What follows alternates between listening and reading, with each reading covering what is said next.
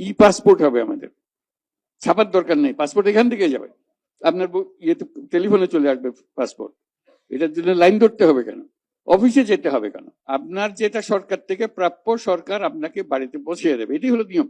সেটা যেন হয়, আপনার যে পাসপোর্ট প্রাপ্য হলে আপনার পাসপোর্ট রিনিউ করতে হলে রিনিউ, যা যা করতে হবে আপনার, সেটার দায়িত্ব হলো সরকার।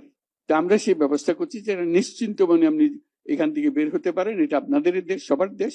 এই সম্মানটুকু আপনি যে দেশের জন্য যে খাটাখাটনিটা করেন, দেশ আপনাদের প্রতি তার জন্য কৃতজ্ঞ। সেই কৃতজ্ঞতা দেখানোর সুযোগটা যেন আমরা পাই, এই কৃতজ্ঞতা দেখানোর সূত্রপাতটা আজকে করলাম, ক্রমে ক্রমে আরো যেন করতে পারি।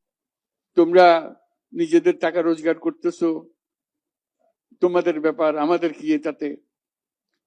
অথচ টাকা যেটা রোজগার করছে এটা বাংলাদেশের জন্য রোজগার হইতেছে, বাংলাদেশে আসছে সেই টাকা।